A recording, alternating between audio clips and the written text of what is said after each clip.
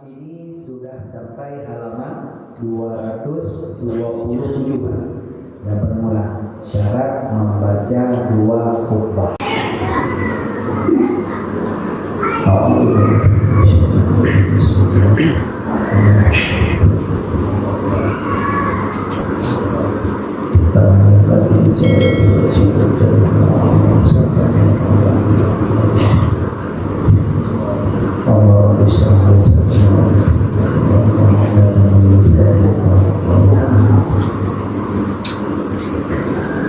Na'udzu billahi minasyaitonir rajim. Bismillahirrahmanirrahim. Halaman 227. Baris yang keempat dari atas. Bismillahirrahmanirrahim. Bermula syarat membaca dua khutbah itu yaitu 9 perkara. Syarat untuk membaca khutbah. Membaca dua khutbah ada syaratnya. Bila tidak ada syarat maka gugur masyhur, berarti khutbahnya tidak sah. Bila tidak sah khutbah berarti tidak sah Jumat. Bila tidak sah Jumat maka wajib diada sholat zuhur. Nah, ini yang perlu untuk kita pahami dan perlu untuk kita teliti. Jangan sampai kita asal sudah sholat. Pergi ke Jumat asal sudah sholat Jumat. Jadi kalau asal sudah sholat tidak pernah kita pasang ilmu di situ, maka sama seperti beramal tidak ada ilmu, amaluhu mardudatun la tuqbal. Maka perlu untuk kita teliti.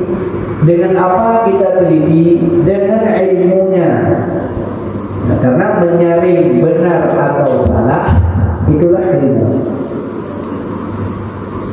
Nah, mana yang 9 perkara itu? Al-awwalu, yang pertama, hendaklah ada dua khutbah itu di dalam waktu zuhur. Tidak sah baca khutbah jam 11. Jangan nanti baca khutbah jam 11. Ini makanya yang ngalir-lir juga baca khutbah. Tidak sah. Karena kenapa? Syarat yang pertama baca khutbah itu sesudah gelincir matahari. Berarti sesudah masuk waktu zuhur baru baca khutbah. Nah, jadi di situ ada timbul sedikit pertanyaan. Begitu masuk waktu zuhur di azan. Nah, jadi azan itu ya, ada kejadian yang azan itu di Batam, ada yang kejadian dipanggil khatib dulu disuruh naik atas mimbar baru dia azan. Jadi ada masjid kadang-kadang yang sekali saja azannya. Jadi dipanggil dulu khatibnya. Tidak ada Bilal itu ngomongnya, bacanya dulu. Ya. Innallaha wa malaikatahu yusholluna 'alan nabi. Enggak ada. Langsung dipanggil, dibuat pengumuman, silakan khatib naik atas mimbar. Setelah khatib naik atas mimbar baru dia ada. Makanya azan itu mereka sesudah masuk waktu. Ditanya apakah sah itu? Sah, tidak ada masalah. Ya. Cuma kenapa juga kita yang ahli sunnah wal jamaah itu azan ada 2 kali? Kenapa? Yang azan sekali itu sunnah Rasulullah. Yang azan 2 kali itu ada ikut sunnah khulafaur rasyidin. Jadi bukan bid'ah. Ini sekarang yang anehnya, yang azan 2 kali dianggap ahli bid'ah. Itu nggak sah sholat di masjid itu. karena rombongan adzan 2 kali gitu. Nah, jadi yang rombongan adzan 2 kali, vonis yang adzan sekali. Ini masjid sana, ini masjid Wahabi. Adzannya sekali saja. Jadi ujungnya antara masjid sana dengan masjid sini saling klaim. Sana tidak sah sana tidak sah sana. Ya, yang ini klaim ke sana ahli bid'ah, yang sana klaim ke sini anggota Wahabi. Rombongan adzan sekali. Jadi kapan berakhirnya ini kalau seperti ini terus? Padahal adzan sekali itu ikut sunnah, yang adzan 2 kali itu ikut sunnahku dan sunnah khulafaur rasyidin. Jadi tidak ada masalah. Maka timbul pertanyaan, sahkah adzan yang pertama? Sebenarnya adzan yang pertama itu di saat sesuatu itu yang adzan pertama. Adzan yang di masa khulafaur rasyidin itu adzan yang awal, yang sekarang ini jadi dihitung adzan pertama. Padahal yang adzan pertama itulah adzan sesudah khatib naik atas mimbar, itulah adzan pertama. Lalu adzan yang kedua itu di mana? Inilah adzan yang di masa khulafaur rasyidin, itulah adzannya yang awal. Itu adzan yang kedua. Maka timbul pertanyaan, bolehkah adzan yang kedua itu, bukan adzan yang ketiga, karena yang dihitung adzan pertama itulah adzan yang naik khatib. Adzan yang kedua itu bolehkah adzan yang pertama, yang kedua, yang di masa khulafaur rasyidin di adzannya sebelum masuk waktu, sementara adzan itu kasih kabar bahwa sudah masuk waktu. Sementara ini ada adzan sebelum waktu gelincir matahari. Timbul pertanyaan, bagaimana kita jawab? Apakah sah atau tidak? Menurut Uni Soviet gimana? Gimana? Tidak dokat menanya ini sah di mana? Dokat. Dari udang yang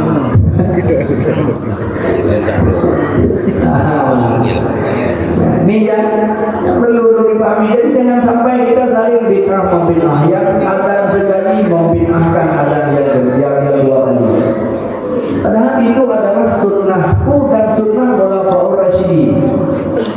Ini yang sering selisih itulah pada masjid, karena kalau di sini yang aku nggak tahu, tapi di Bidaayu Tanjung Priayu itu ada beberapa masjid, bahkan masjid besar At-Thariq itu sekali adzannya. Dan juga di masjid ada beberapa masjid yang adzan sekali saja. Orang-orang itu adzannya sekali. Itu yang kadang-kadang ikut sunnah Rasulullah tapi tidak mau ikut sunnah khulafaur rasyidin. Padahal Rasul mengingatkan ikuti sunnahku dan sunnah khulafaur rasyidin. Masalahnya ada 2. Jadi azan yang mana yang disebut dengan azan sesudah gelincir matahari? Maka syarat untuk sah baca khutbah Jumat, syarat 2 khutbah Jumat itu, yang pertama dibacanya 2 khutbah itu di dalam waktu zuhur, sudah gelincir matahari dan belum masuk waktu asar. Di dalam masa itulah baca khutbah. Kemudian yang kedua, hendaklah mendahulukan keduanya khutbah daripada sholat atau sembahyang. Jadi baca khutbah yang pertama, kemudian baru kita sholat. Ini khusus pada khutbah Jumat. Kalau pada hari raya maka beda Pak. Kalau pada 2 hari raya itu sholat, sesudah sholat baru khutbah, sebaliknya. Begitu juga dengan gerhana. Sholat gerhana, sholat dulu, sesudah sholat baru kita baca khutbah. Kalau hari Jumat syarat itu jadi syarat baca khutbah dahulu kemudian baru sholat. Kemudian wasanisu yang ketiga, hendaklah ada kedua khutbah itu dengan bahasa Arab. Membaca khutbah itu dengan bahasa Arab.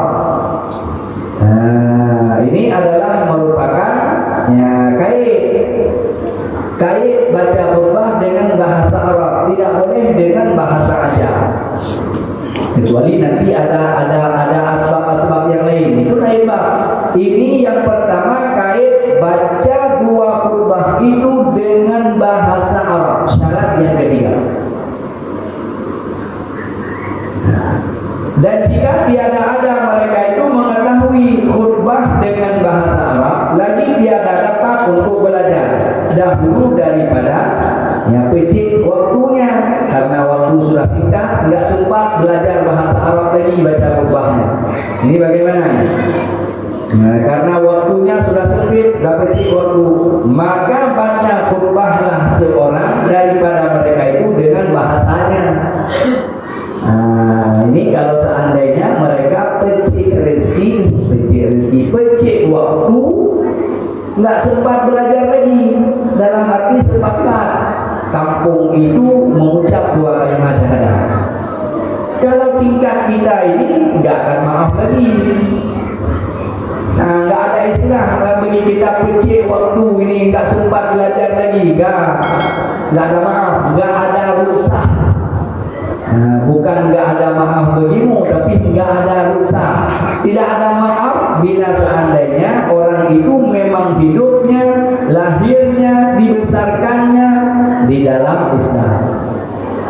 Ini orang yang baru masuk Islam atau jauh tinggal dengan para ulama, tak mengerti dengan bahasa Arabnya, maka ada ruksahnya. Tapi kalau masih ada waktu, masih panjang masanya, masih cukup untuk belajarnya, tidak sah. Tetap syarat yang ketiganya wajib membaca dengan bahasa Arab. Baik. Tetapi jika dapat mereka itu untuk belajar dia, maka fardu kifayah atas sekalian mereka itu. Kalau masih ada masa untuk belajar, maka fardu kifayah atas mereka itu. Berarti salah satu harus belajar. Salah satu daripada 40 orang itu wajib untuk belajar supaya untuk baca khutbah Jumat. Nah, ini kalau seandainya masih mereka itu ada waktunya. Jika dapat mereka itu untuk belajar dia, maka fardu kifayah hukumnya atas sekalian mereka itu untuk belajar bahasa Arabnya. Dan jika seorang laki-laki sekalipun, maka memadalah, sudah sah. Dan jika tiada mereka itu belajar, sama sekali tiada belajar, maka jadilah sekaliannya itu asi, maksiat mereka. Ada waktu, tapi satu pun tak yang belajar, maka disebut dengan asi, maksiat. Kalau maksiat berarti dosa. Karena diperintahkan tidak kita lakukan. Yang diperintah itu perintah wajib, tapi kita tidak melakukannya, maka yang melanggar perintah wajib ma yusabu ala fi'li wa yu'aqabu ala tarki. Kalau kita kerjakan diberi pahala, kalau ditinggalkan siap-siap disiksa. Karena diiqab bila kita meninggalkannya. Maka ini dihitung kepada asi. Jadilah sekaliannya itu asi maksiat, lagi tiada sah Jumatnya. Maka hendaklah mereka itu sembahyang zuhur jual. Jadi kalau sudah seperti yang demikian, ya sudah berarti harus sholat zuhur.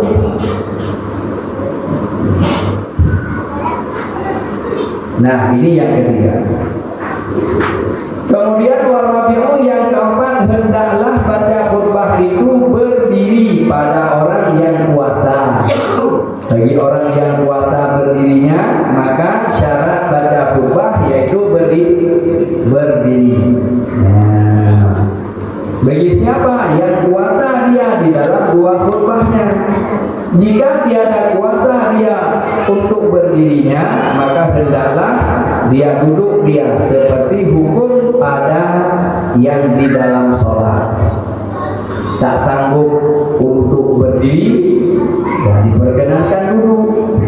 Nah, maka duduk membaca khutbah boleh, tidak ada masalah kalau memang tidak ada yang lainnya. Tapi kalau yang lain banyak, ujungnya harus beliau yang naik baca khutbah sambil duduk, itu kurang kerjaan. Masih banyak orang lain yang bisa baca khutbahnya, tapi harus mesti dia walau duduk. Itu yang jadi masalah. Karena masih ada orang lain yang sehat yang bisa berdiri membaca khutbah. Kenapa harus mesti dia yang harus duduk? Kalau mau ambil barakah bukan di saat baca khutbah. Baca khutbah itu memang jadi syarat berdiri dulu. Nanti jangan kita harus si A yang naik, padahal si A sakit. Masih ada orang lain yang bisa baca khutbahnya, maka suruh naik orang yang sehat. Orang yang sakit itu kalau mau ambil barakah bukan di atas khutbah rumah. Nanti ambil barakahnya, nasihat dari beliau sambil berbaring, tidak ada masalah. Nah, ini yang syaratnya yang keempat. Kemudian syarat yang kelima, hendaklah dua khutbah itu, yang kelima, hendaklah duduk antara dua khutbah itu, sekedar tumakninah. Tetapi sunnah bagi khatib yang duduk itu sekedar membaca surat Al-Ikhlas. Bismillahirrahmanirrahim. Sampai selesai surat Al-Ikhlas dibaca, itu seumuran itu. Atau seukuran tumakninah. Tumakninah itulah paling panjangnya, yaitu seumuran orang baca surat Al-Ikhlas. Walau tidak mesti kita baca surat Al-Ikhlas di situ. Karena yang terlebih afdal di saat khatib duduk antara dua khutbah, di situ perbanyaklah doa. Karena di situ salah satu tempat yang mustajabah doa. Maka di situ berdoa, angkat tangan berdoa kepada Allah. Karena salah satu tempat yang mustajabah doa, khatib sedang duduk antara dua khutbah. Di sepertiga malam, itu tempat-tempat yang mustajabah doa. Sepertiga malam, khatib duduk di atas mimbar di antara dua khutbah, antara azan dan iqamah. Itu tempat-tempat yang mustajabah doa. Antara azan dan iqamah, sesudah azan tunggu iqamah, di situ perbanyak doa. Karena itu termasuk salah satu tempat yang mustajabah doa. Dan juga tempat yang mustajabah doa itu di saat orang sedang dalam terzalimi. Itu termasuk salah satu juga tempat yang mustajabah doa. Makanya takut olehmu dengan orang yang terzalimi, karena doanya orang terzalimi adalah diijabah Allah. Kalau dia doa baik, baik. Kalau dia doa celaka, celaka. Makanya takut olehmu dengan doa-doa orang teraniaya. Karena termasuk salah satu tempat yang mustajabah doa.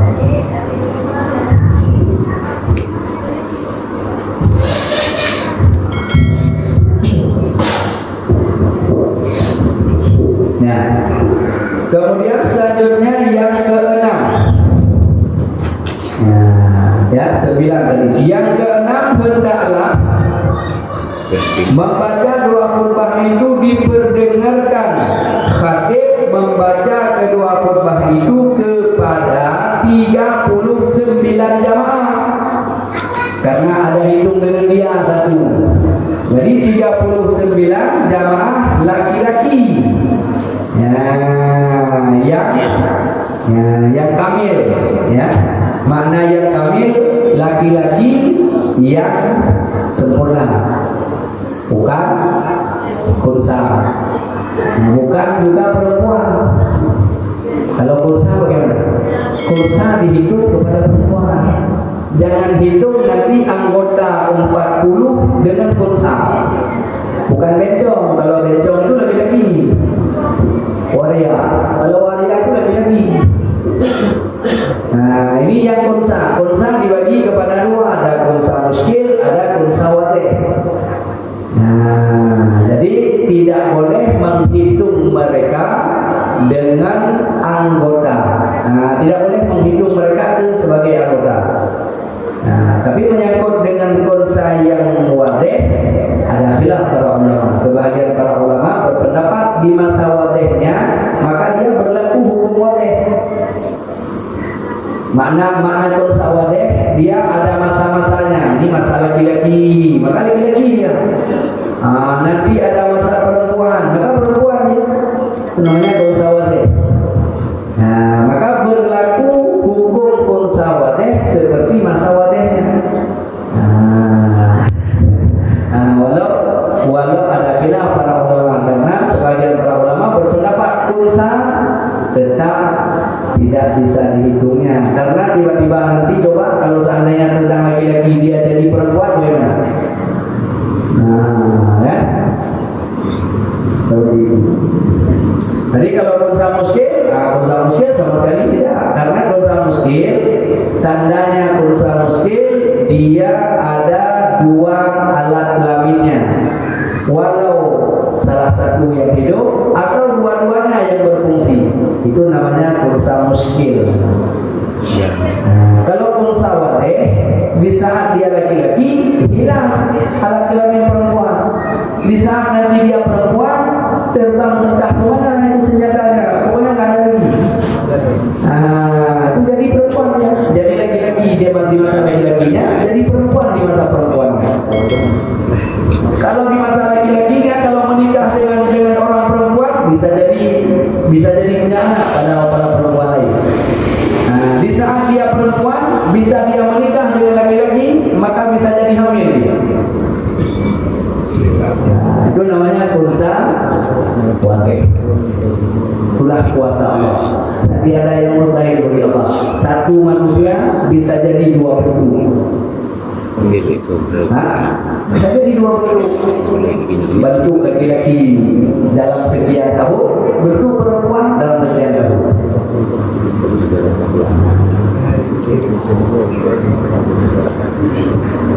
Nah, ini yang perlu dipahami. Jadi perlu diperdengarkan pada 39 laki-laki yang kamil. Ya, kamil itu yang sempurna.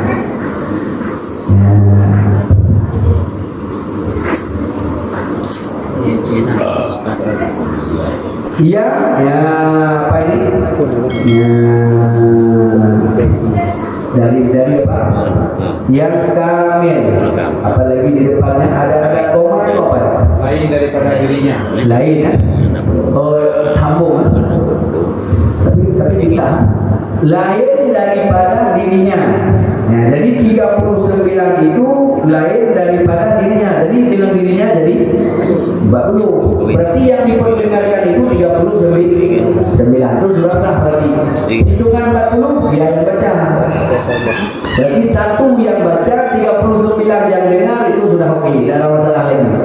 Nah, jadi laki-laki yang kamil, yang sempurna, lain daripada dirinya. Jikalau tiada paham mereka itu, ya, yang didengarnya sekalipun, yang dengarnya aku amnu, yang dengar tak paham sama sekali. Tapi tingkat ijmali dia tahu, maka sudah sah. Mana ijmali itu khatib sedang baca khutbah Jumat, maka dia dengar itu khatib sedang baca khutbah. Pokoknya dia kalau ditanya mana yang disebut dengan puji, mana yang disebut dengan salawat, mana yang disebut dengan wasiat, mana yang disebut dengan ayat, mana yang disebut dengan doa, enggak tahu saya. Pokoknya itu khatib sedang baca khutbah. Ya, walau tiada paham mereka Tapi jika ada khatib itu tuli, maka tiada syarat bahwa dia mendengarkan pada dirinya karena dia paham akan barang yang dibacanya. Jadi kalau khatib itu tuli, khatib yang bacanya itu tuli, maka tiada syarat bagi dia karena yang dia baca paham. Tapi kalau yang dengar bagaimana? Ini coba kita lihat. Apakah bermasalah kalau yang dengar salah satunya tuli? Nah, jadi kalau khatib tuli dia tidak mengapa. Tapi kalau yang dengarnya tuli ini bagaimana?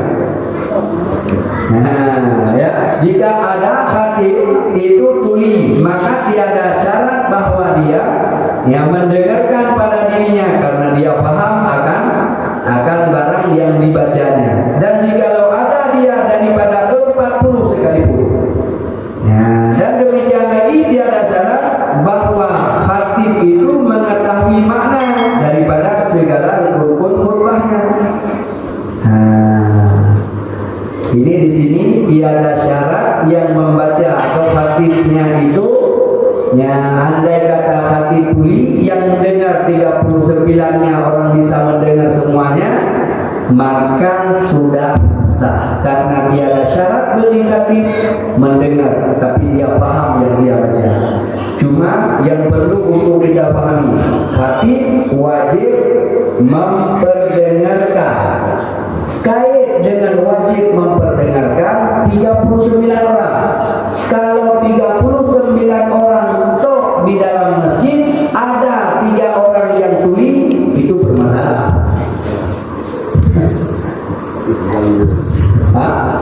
39 berarti kurangnya. Berarti kalau 39 kurang 3 tinggal 36 menerima. 36 betul? Tidak memenuhi 39 kuota. Jadi bagaimana? Apakah sah atau tidak? Gimana jawabannya? Sah tidak? Tidak. Syarat kamil. Syarat kamil tadi sempurna. Sah tidak? Tidak. Tidak sah. Kenapa tidak sah? Dikarenakan tidak memenuhi syarat. Apabila tiada maka jadi gugur masrur. Maka gugur masrur tidak sah. Tidak kamil. Nah, tapi kalau lebih daripada ini, satu masjid orang, ada orang 100 lebih orangnya, 3 orang tuli di dalamnya, nggak ada pengaruh. Karena masih banyak yang lain yang mendengar. Ini yang jadi perkaranya, yang jadi masalahnya, andai kata anggotanya pas-pasan, yang banyak anak-anak saja. Nah, anak-anak tidak hitung, yang dihitung ayah-ayah anak-anak. Ini ayah-ayah anak-anak pun masalah. Misalnya khatib sudah siap baca khutbah baru ngomong satu. Di saat mau sholat baru sampai di orang 40 orang. Nah, ini biasanya masih perumahan yang sering kejadian begini. Tapi baca khatib khutbah, nanti kami baca khutbah baru turun zero, ada semuanya udah ada 40 orang di sana sholatnya. Tapi di sana khatib baca khutbah lebih 15 orang di situ, maka tidak sah. Tidak sah. Itu harus kita kasih paham kepada panitia masjidnya. Kalau di saat baca khutbah 15 orang yang mendengarnya, mendingan bubar Jumat. Nah, makanya ada itu hari pada sebelum Covid, ada langsung diperintahkan oleh komandan disuruh cek masjid-masjid. Karena ada masjid rumah-rumah kadang-kadang yang tidak akan sampai 39 orang. Hampir Jumat atau hampir semua masjid dirikan Jumat. Kadang-kadang masjidnya 25 orang. Masjid yang lain beda. Itu tidak sah. Itu ego. Volume ego harus dikasih dulu. Jangan egois. Nah, ini yang perlu dipahami yang menyangkut dengan masalah syaratnya. Jadi barang yang dibacanya, dan jikalau ada dia daripada 40 sekalipun. Dan demikian lagi tiada syarat bahwa khatib itu mengetahui makna segala rukun-rukun khutbah yang dibacanya. Nah, kalaupun yang dibaca tak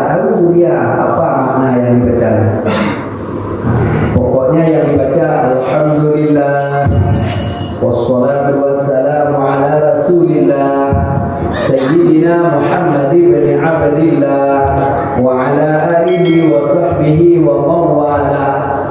Ayyuhan nas, apa itu ayyuhan nas? Dia tak tahu. Pokoknya ayyuhan nas, ittaqullaha haqqa tuqatih.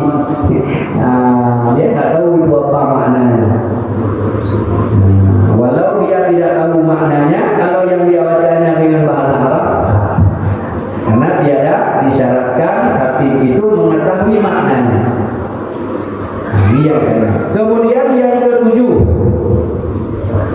syarat membaca khutbah. Yang ketujuh,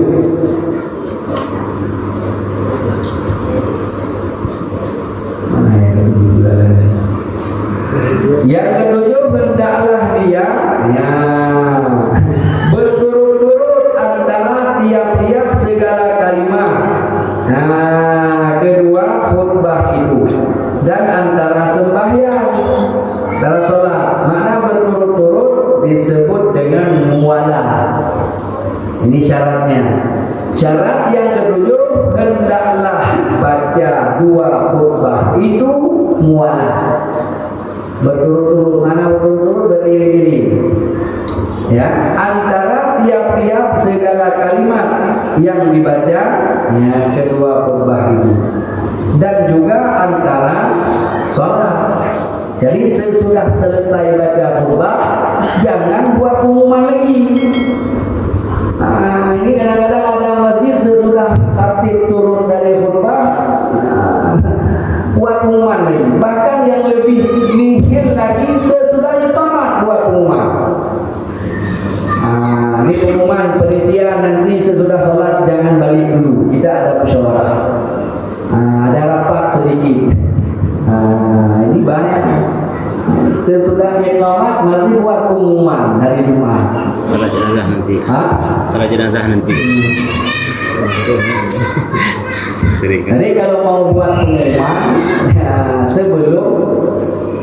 sebelum khatib naik mimbar, itu buat pengumuman, baca ada pengumumannya bekas masjid. Silakan, ada masalah.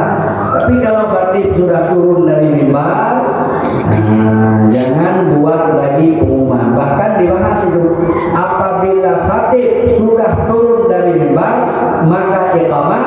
Sesudah iqamah berbahasa lagi dengan bahasa ajamiyah, maka pekerjaannya adalah haram. Walau salatnya sah, salat Jumat sah, tapi pekerjaan kita itu haram. Tidak usah bahasa lagi, bahasa ajam. Ini yang sering kadang-kadang yang sering berbahasa ajamnya imam yang biasa. Walau di situ ada khilafiyah, memang ada khilafiyah di situ. Sebahagian ulama berpendapat tidak haram, makruh, tapi atas kaul yang utama haram hukumnya. Di sesudah khatib, sesudah Bilal iqamah, masih buat pengumuman, luruskan saf tepat dan rapat. Itu bahasa apa? Bahasa Indonesia. Ajam. Bahasa ajam. Maka apabila dia berkata seperti yang demikian sesudah iqamatnya, maka dia itu berdosa. Khilaf ulama di situ. Sebagian ulama berpendapat haram, sebagian pendapat ulama itu makruh. Tapi khilaf ulama jangan kita berdiri di situ. Sayudianya selamatkan, jangan lagi berbicara dengan bahasa ajami. Langsung Allahu Akbar, langsung. Jadi kalaupun dia tidak ininya, maka bacalah dengan bahasa Arab, suruh untuk luruskan saf. Fausufakum fis sholat, jadi disuruh luruskan saf pada sholat. Itu dengan bahasa Arab dia macam boleh. Jangan luruskan saf tepat dan rapat. Kira-kira jelas bagaimana? Ya. Yang ke-7. Kemudian yang ke-8, hendaklah ada dia khutbah itu suci dia daripada dua hadas, hadas kecil dan hadas besar. Tetapi jikalau berhadas dia di dalam khutbah khutbah maka ya apa namanya ini suci dia di dalam ya dimulainya khutbah itu jika hampir ya apa namanya ini ketikanya sekalipun ya demikian dimulainya. Jikalau berhadas dia di dalam khutbah maka suci dia suci dia dalam dimulainya khutbah itu jika hampir ketikanya sekalipun, melainkan jika berhadas dia antara khutbah dan sholat maka bersuci dia dengan segeranya lagi dikerjakanlah sholat. Nah ini yang perlu untuk kita pahami. Makanya ada pernah orang yang turun itu gara-gara apa dulu? Ada yang pernah turun? Gak ada. Muka yang begini nggak pernah turun itu bukan nggak ada. Nah, karena kenapa? Karena memang di dalam kitab yang lain ada dibahas syarat membaca dua khutbah itu suci daripada dua hadas kecil dan hadas besar. Nah, rupanya yang mulia Syekh Nuruddin Ar-Ranini ada dibahas, cuma di dalam kitab ini tidak dibahas apakah ini pendapat yang kuat atau pendapat yang dhaif. Ternyata kita dapati di dalam kitab Al-Mahdi ya, pada tentang pembahasan khutbah. Bila sedang dia baca khutbah berhadas dia, maka lanjutkan bacanya. Dilanjutkan bacanya. Tapi itu ilmiah linafsi. Amal linafsi. Tidak boleh dibuat pengumuman di depan orang yang tak paham ilmu, yang tak mau belajar, tak mau mengaji, itu jangan dikasih tahu. Karena kalau dikasih tahu kepada orang yang apa namanya, yang tidak mau mengaji, dipikirnya ya, orang tak berwudhu pun boleh baca khutbah, padahal khutbah itu suatu perkara yang wajib. Hingga kalau tidak ada air wudhu dengan tayamum, maka tayamum yang dibaca khutbah tak boleh tayamum itu bawa kepada sholat, harus tayamum ulang. Nah, karena baca khutbah suatu perkara yang wajib. Tayamum itu merusakkan, mengistibahahkan satu fardu. Nah, makanya di sini ya dibahas oleh yang mulia Syekh Nuruddin Ar-Ranini.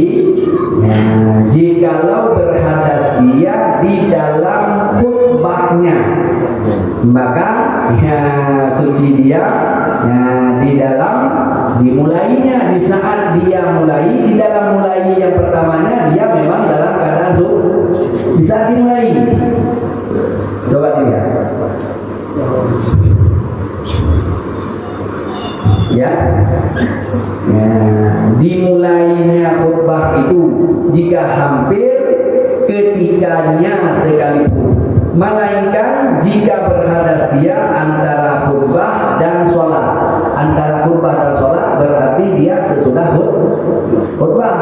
Jika berhadas dia sesudah dia khutbah, waktu turun keluar kentutnya, maka itu jangan maju ke sholat dulu, harus ambil wudhu ulang. Tapi kalau seandainya tadi sedang dalam membaca khutbahnya, andai berhadas dia, maka dilanjutkan. Tapi dilanjutkannya itu harus beramal pendapat yang muqabil, pendapat yang dhaif. Kalau pendapat yang dhaif diamal untuk nafsi dirusakkan. Tapi kalau untuk hujah ada. Cuma Syekh Nuruddin Ar-Ranini tidak menjelaskan apakah itu pendapat yang kuat atau pendapat yang dhaif. Ternyata didapat dalam kitab Al-Mahdi pada bab khutbah Jumat, ada pembahasan khutbah Jumat. Ternyata didapati di dalam itu cara mendapatinya itu pendapat muqabil. Pendapat yang sangat-sangat dhaif. Jadi untuk tempat yang genting seperti itu amal li nafsi dilanjutkan sampai selesai khutbah. Ya, sesudah selesai khutbah untuk sholat harus sambil duduk lagi.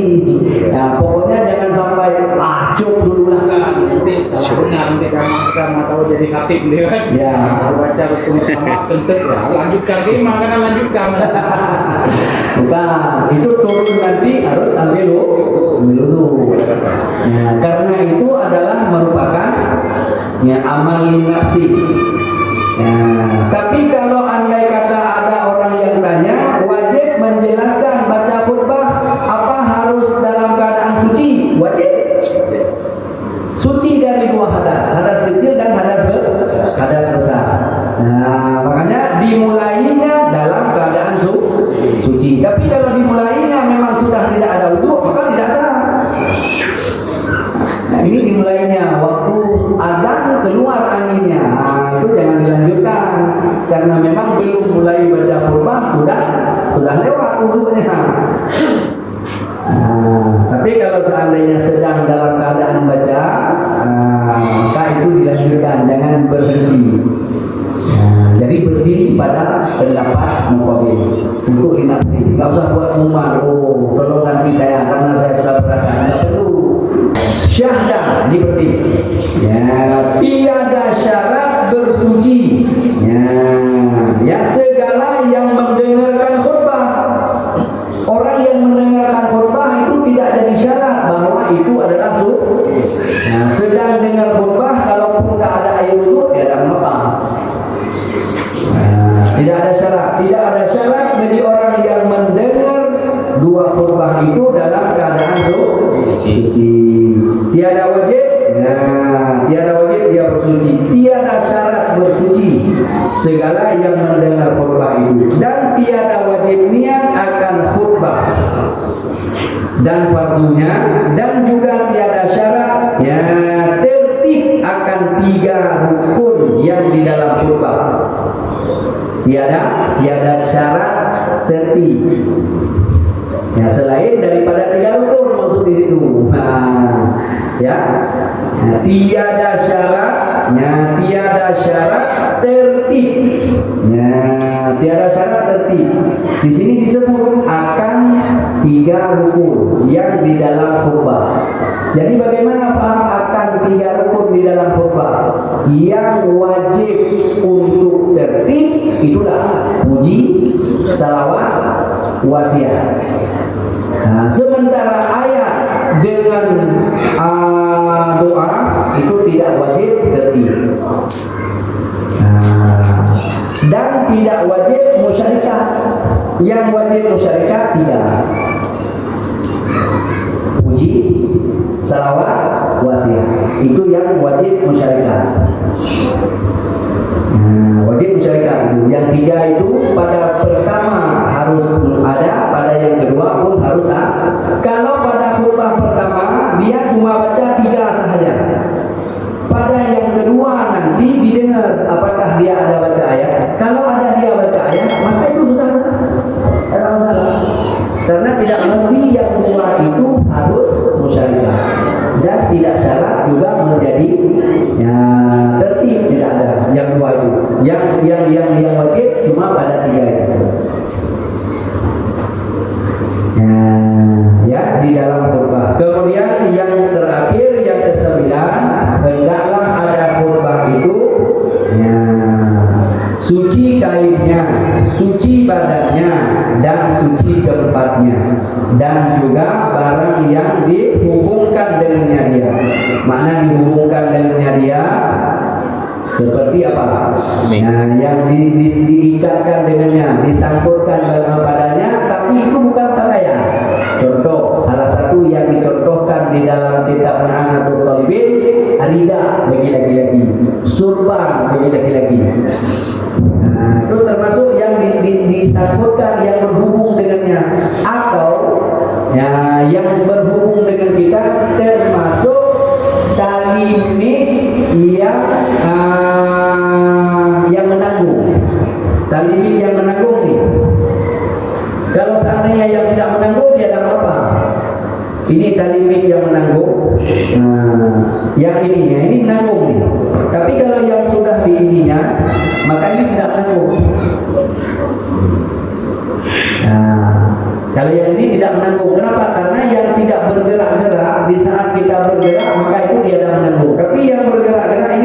menanduk.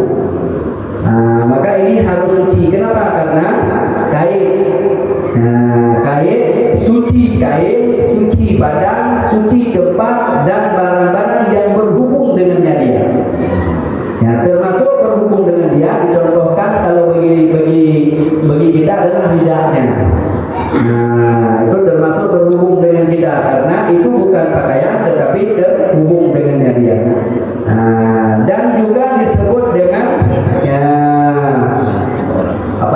menutup dan juga menutup auratnya seperti menutupnya di dalam sholat. Tetapi tiada disyaratkan menutup aurat pada segala yang mendengarkan khutbah. Yang mendengarkan khutbah, kalaupun nampak lututnya, itu tetap ada masalah. Cuma makruh dalam masjid. Kadang-kadang dalam masjid orang duduknya kayak duduk seperti ini. Ini dalam masjid jangan duduk seperti ini. Kita masjid seperti ini duduknya. Jadi duduk dalam masjid seperti yang demikian itu hukumnya makruh. Tidak ada adab di dalam rumah Allah, di dalam tempat ibadah seperti duduknya. Duduklah yang sopan di dalam masjid. Duduk boleh seperti duduk ikhtiras, boleh duduk tawaruk atau duduk bersila. Duduk bersila seperti duduk ini duduk bersila. Atau duduk ikhtiras, duduk di atas mata kaki, atau duduk tawaruk seperti model duduk tasyahud akhir. Seperti itu duduknya. Jangan duduk dengan lututnya. Biasanya yang di belakang. Pokoknya kalau kita sudah naik atas mimbar, yang di belakang paling nampak. Ya. Kalau masjid yang agak dekat dengan PD banyak yang tertidur. Ada yang sampai air liurnya keluar. Ada yang kadang-kadang ditolak kepala oleh kawannya. Ditolak oleh kawannya. Ke sana ditolak buat ini. Ada salah satu masjid yang jamaahnya itu, masjidnya jangan tanya, itu rahasia. Salah satu jamaah di saat sedang khutbahnya terbungkal ke belakang.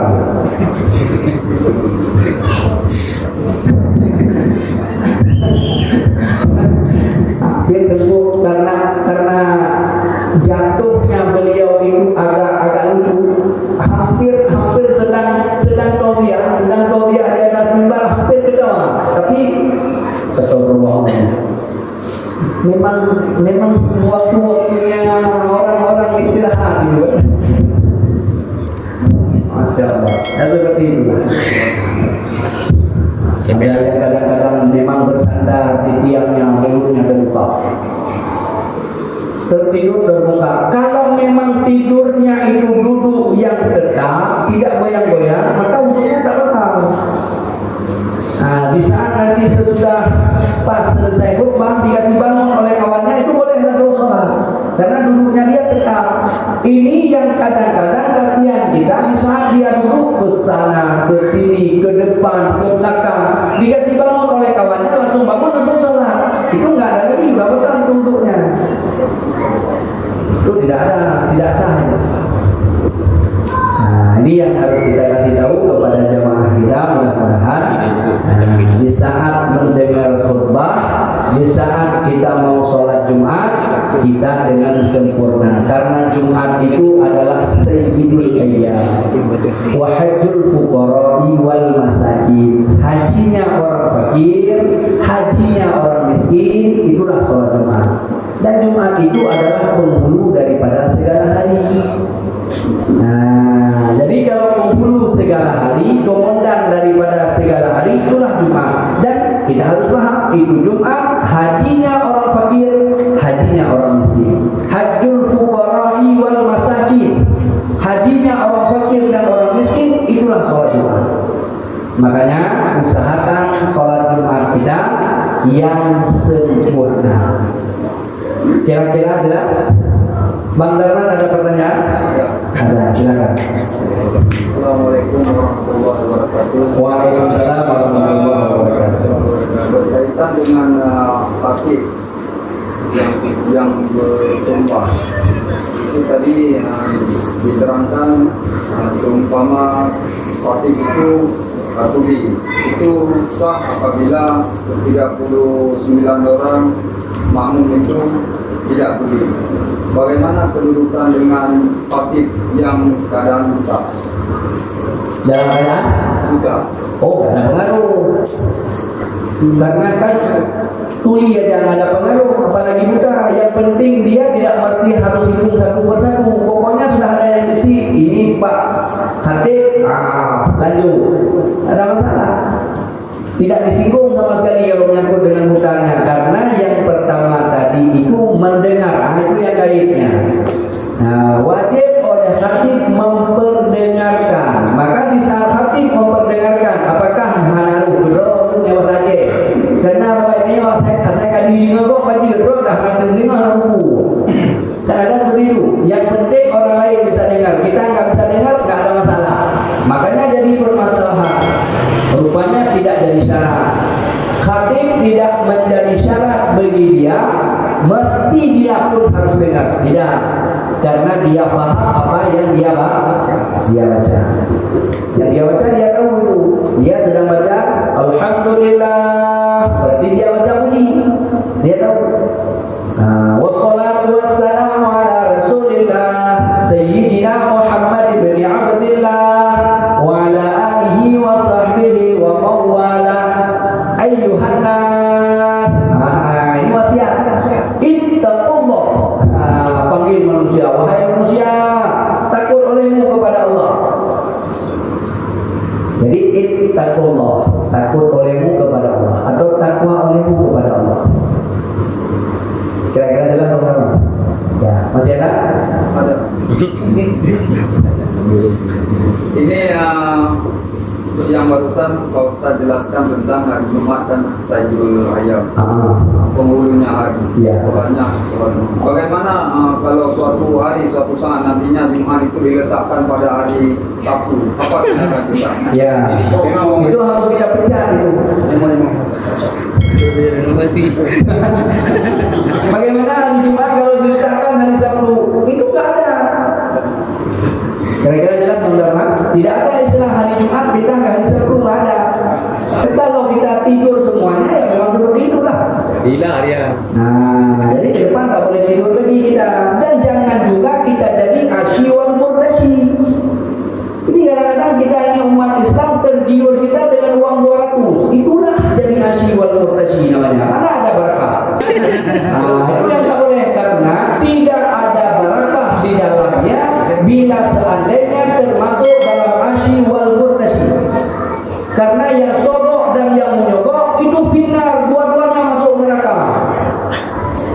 Yang sogok, yang menyogok, terima sogok dan orang yang sogok. Jangan nanti baru dikasih ini berapa jamaah di Babul Khairat 50 kali 200. Itu hati-hati itu.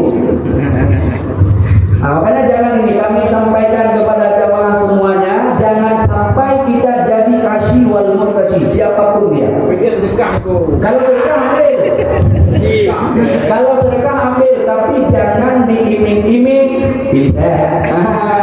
Itu namanya asyi itu. Asyi wal murtasi benar, masuk neraka dia. Alhamdulillah. Jangan kira-kira uang 200 kita masuk neraka, capek kita ngaji. Bukan bid'ah terlalah aja masuk neraka ya. Bukan bid'ah terlalah aja masuk neraka. Ini hati-hati, jangan sampai. Kalau sedekah nggak apa-apa, kalau dikasih sedekah ini sedekah Pak Ustaz, ambil aja kalau sedekah. Lain ada tambah lagi. Kalau serangan pajak lebih ngeri lagi berarti. Serangan pajak lebih ngeri lagi. Itu luar biasa lagi kan. Makanya jadilah kita orang Islam yang cerdas. Ini yang lebih parah lagi, ini yang lebih parah. Ini yang kalau kadang-kadang berbicara seperti itu, Pak Ustaz jangan bicara itu. Pak Ustaz bahas masalah hukum aja, itu masalah kami itu.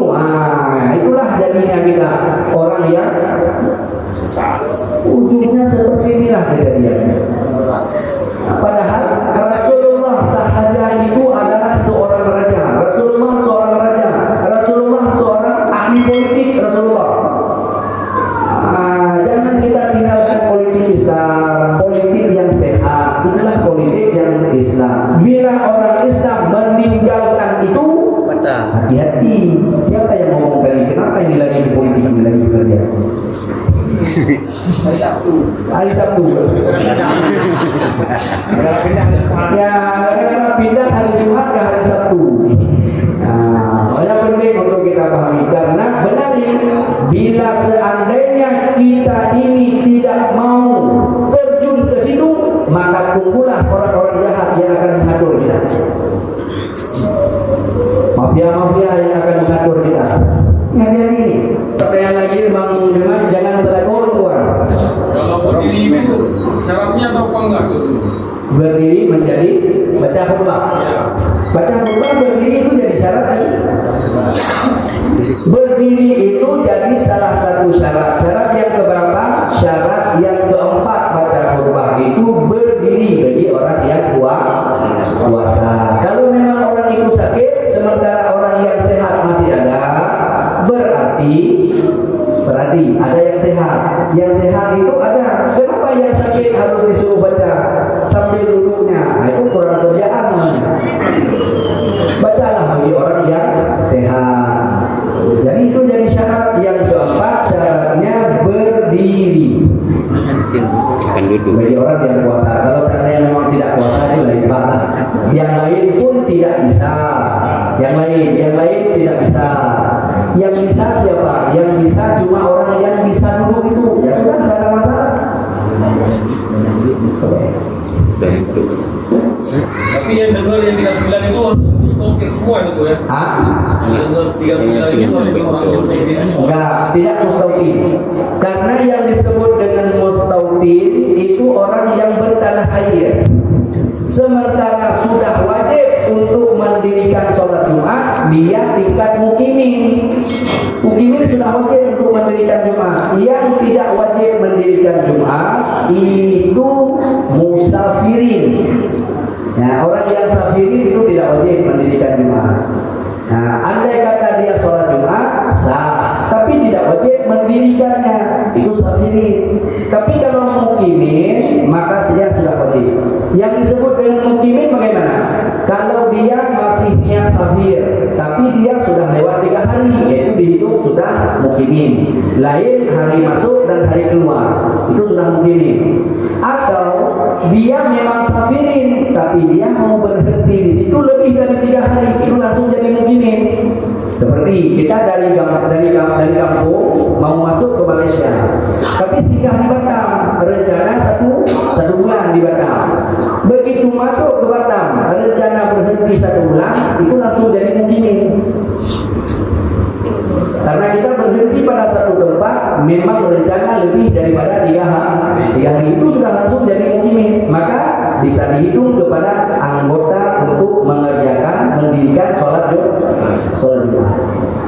Kalau mustautin itu yang bertanah air, maka itu aula bih. Mana aula bih? Memang dia sudah Wajib. Sudah sepatutnya. Kalau kita pulang kampung kira musafir juga enggak? Ya, balik ke kampung. Begitu sampai kita ke kampung, kita nggak bisa jadi lagi musafirin karena kita balik ke tanah air namanya, balik ke tempat mustautin. Enggak ada 3 hari. Jangan nanti jadi aku kan safir di kampung halaman sendiri mana ada safir. tadi tanya orang tua lagi. Ya, kira-kira jelas kurang ya. Masih ada nunggu ada pertanyaan? Ini ada ya, Bang. Dalam masih ada. Bang mana? Ya ini mana ini? Ada pertanyaan Bang Hasan? Di majelis itu. Hah? Duduk di majelis itu. Alhamdulillah. Berada di majelis ilmu ya. Alhamdulillah. Ya, saya. Pas di syarat yang mendengar tadi. Ya. Batasan untuk mendengar khutbah itu kan, Bu? Batasan untuk Yang mendengar khutbah itu batasan masa apa memang selesai khutbah atau khutbah yang 50 kita tinggalkan. Ya. Maka menurut masa Adam ini kan tidak suci, boleh kita mendengarkan. Ya. Seandainya orangnya pas misalnya 39, ada mungkin sekitar 5 orang yang nggak bersuci kan pasti dia sebelum selesai khutbah dia berwudu maksudnya. Jadi perkara khutbahnya itu sah. Iya. Kalau seandainya sedang baca khutbah ini pas-pasan orangnya 39 dan tiada syarat bagi orang yang mendengar khutbah itu dalam keadaan bersuci. Ini andai kata dia khutbah pertama dia sudah dengar, khutbah kedua dia sudah keluar untuk ambil wudhu kan seperti itu. Nah, maka dipertanyakan di saat dia keluar untuk ambil wudhunya masih terdengar nggak? Kalau masih terdengar maka itu masih sah, tidak ada masalah. Karena tidak mesti harus duduk di dalam masjidnya untuk mendengarnya. Selama sampai kepada pendengarannya maka itu dihitung dia tetap mendengar. Nah, cuma yang intinya andai kata ya ini penjelasan daripada Amudi. Kalau seandainya tidak pakai mic, andai kata dibaca khutbahnya orang yang keluar tadi tidak mendengarnya, maka itu tidak sah. Karena harus mesti yang mendengarnya itu 39 itu tidak boleh kurang. Nah, andai kata dia pakai mic, dia di luar tak bisa dia dengar, maka itu jangan keluar dulu. Karena kalau dia keluar gara-gara 5 orang atau 3 orang yang keluar tidak sah juga semuanya. Karena andai tidak pakai mic maka dia tak mendengar ke sana. Seperti itu. Sama-sama kan? Hah? Ya kan sama tahu sama jauh kan? Kalau sama-sama ya memang tak dengar kan? Tak dengar. Kalau memang tak dengar berarti tidak sah. Makanya harus selesai dulu khutbahnya baru dia ambil wudhunya. Nah, namun kalau di tempat-tempat kita insya Allah orangnya lebih 3 yang keluar masih ada di dalam 70. Nah, ada masalah. 5 yang keluar di dalam masih ada 100. Nah, itu dia dalam normal. Nah, ini kalau andai kata pas-pasan. Ya, seperti itu ya. Syaratnya kan yang bersuci di sini. Ya, syaratnya memang tiada wajib syarat suci bagi yang mendengar. Tapi yang membaca saja. Ya, kira-kira jelas ya? Jelas. Guru Ridwan masih ada pertanyaannya? Anali. Cukup. Bang Darman masih ada nih. Ya, lanjut Bang Darman. Masalah setelah komat tadi Pak Ustaz, itu bukan 1-2 tempat yang saya mau lihat, yang pernah saya lihat. Terus saya mau tanya bagaimana cara menegurnya, cara memberitahu biar tidak dilakukan seperti itu. Karena sering saya melihat itu, yang pertama di Baitul Syakur itu sering, karena saya sering membayar di situ. Iya. Yang kedua di daerah sekitar lingkungan saya. Terus bagaimana kalau dia yang berbicara bahasa ajam itu tentang dia wasiat para nabi seumpama. Misalnya tentang sholat dikatakan di situ. Ini sering terjadi pada orang-orang yang aku bilang sering ada yang jenggot itu Pak Ustaz. Iya. Jadi habis koma kadang-kadang dia sambil dia baca itu sebentar. Ya. Kalau seandainya sudah iqamah, maka tidak diperkenankan lagi walau memberi nasihat sekaligus. Kalau mau beri nasihat sebelum iqamah, sesudah azan sambil menunggu iqamah, maka boleh, tidak ada masalah. Tapi kalau diamalkan sesudah iqamah, itu tidak lagi wadah fil makan. Bukan meletakkan pada tempatnya itu. Salah tempat, salah alamat itu namanya. Nah, kalau salah meletakkannya, kalau pada sholat 5 waktu, maka hukumnya makruh. Tapi kalau pada sholat Jumat, karena sholat Jumat berjamaah hukumnya wajib fardhu ain, bukan sunat muakkadah. Sholat Jumat berjamaah itu fardhu ain, masing-masing orang itu wajib ikut berjamaah. Makanya dibahas di situ, apabila sudah iqamah, maka jangan lagi berbicara dengan bahasa ajamiyah. Karena yang berbicara dengan bahasa ajamiyah, maka pekerjaannya haram. Walau sholatnya sah sholatnya, tapi pekerjaannya haram.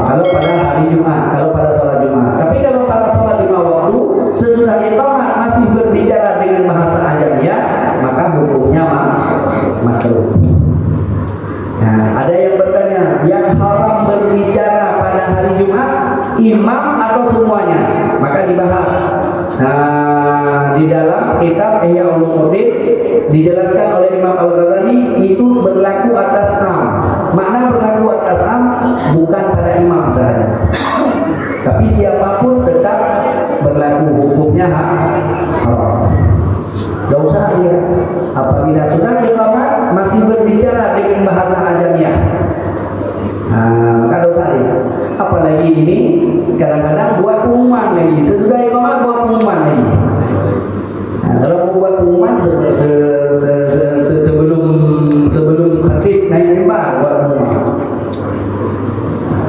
Ya, kira-kira jelas teman-teman ya? Ya, insyaallah. Sudah? Sudah, insyaallah. Kalau sudah, insyaallah untuk malam ini sampai di sini, dan ke depan akan kita sambung kembali pada menyatakan tentang sunat khutbah dan sholat Jumat, insyaallah. Ustaz, boleh saya tanya di luar pembahasan? Boleh, silakan.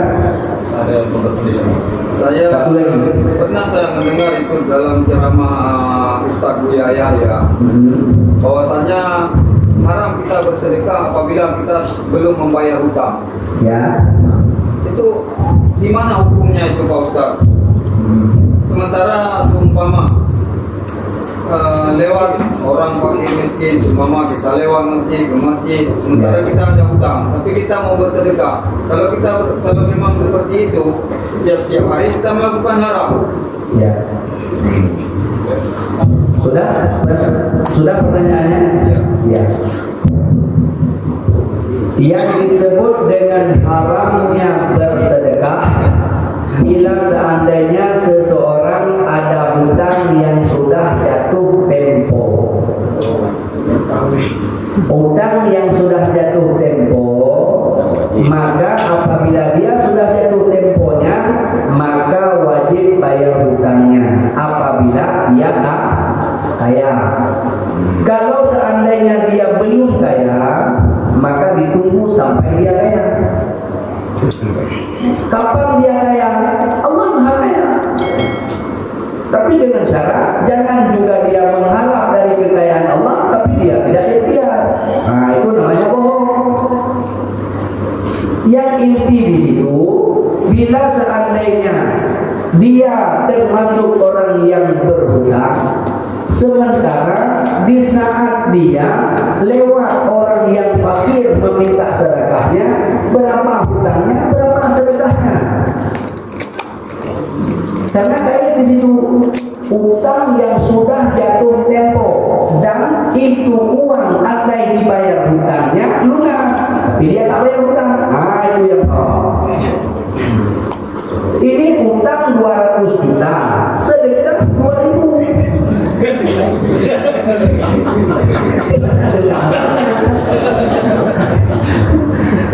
Ya kan? Kira-kira jelas kan? Nah, itu ya bab-babnya ada bab khusus itu menyangkut dengan masalah. Makanya oleh si sahib hutang, hah? Kalau seandainya kita nggak jadi sedekah, kita kasih ke hutang 200 juta itu nggak dikasih, nggak mau dia terima, nggak terima 2.000. Jangankan 2.000 rupiah kita kasih, 2 juta kita kasih, belum tentu dia mau. Padahal kalau seandainya 2 juta dikasih, kan akan lunas juga. Anda karena si sahib hutang kepinginnya sekali bayar 50, sementara yang bayar belum mampu. Apakah berdosa? Tidak berdosa dia. Tidak berdosa. Malah dosa orang yang si sahib hutang. Karena orang yang sahib hutang memaksa orang untuk bayar hutang hingga yang ininya terjerumus pada kezaliman.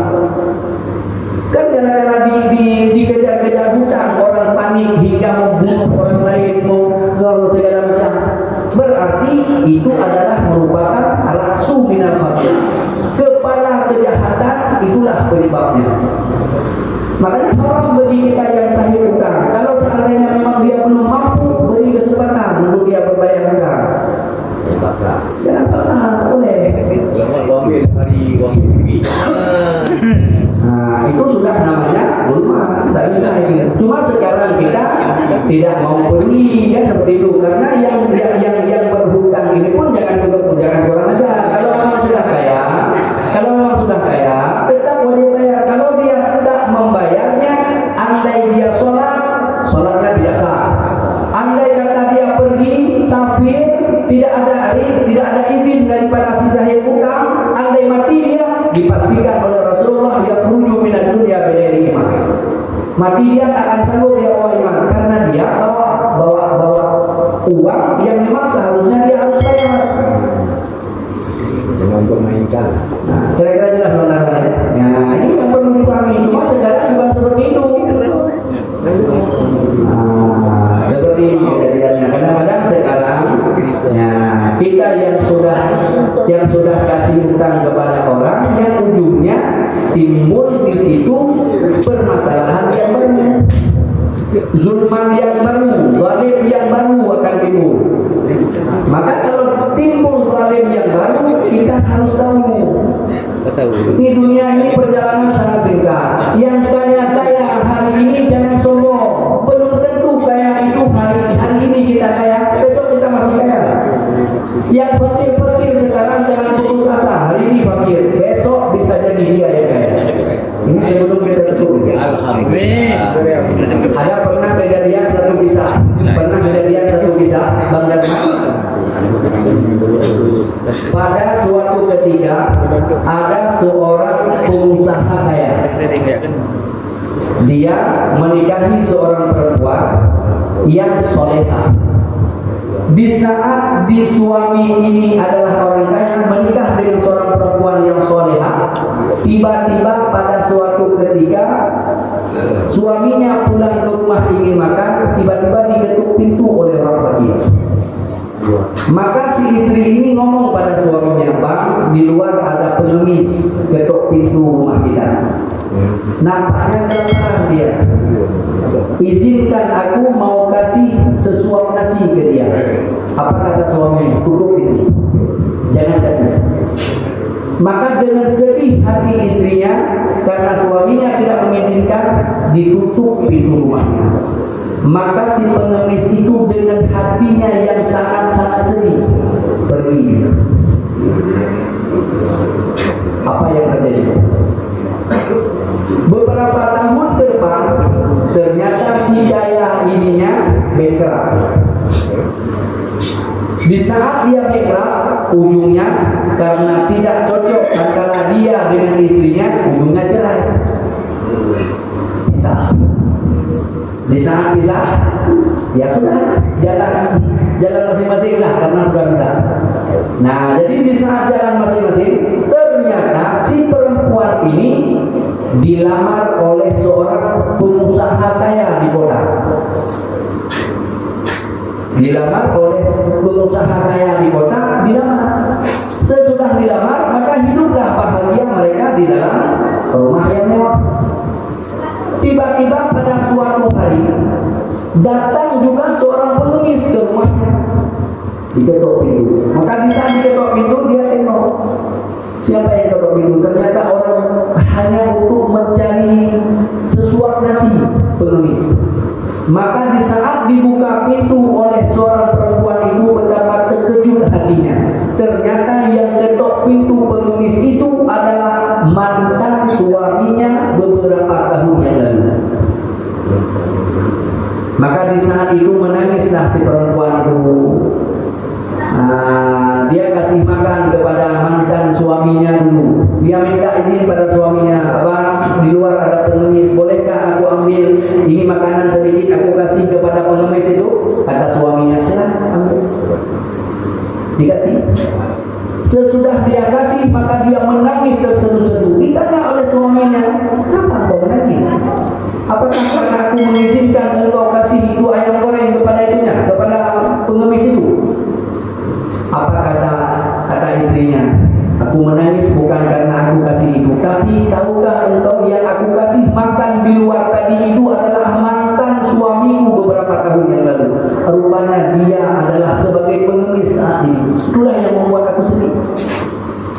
Di saat dia ngomong seperti itu, maka suaminya yang saat ini berkata, "Tahukah engkau siapa aku?"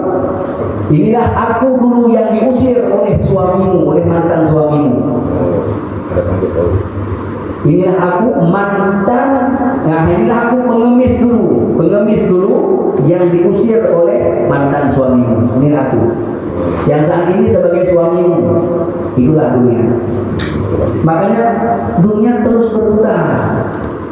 Yang kaya saat ini jangan kita pikir kaya itu bisa kita pertahankan sekejap saja. Kecilkan Allah ya. Nah, yang fakir pun saat ini jangan merasa putus asa. Bisa jadi yang fakir hari ini besok dia yang paling kaya. Nah, yang kaya hari ini belum tentu besok dia yang paling kaya. Sekejap itu. Nah, ini yang perlu kita pahami. Kira-kira jelas sebenarnya. Wallahu a'lam bishawab wa ilaihi al-marji' wal ma'ab.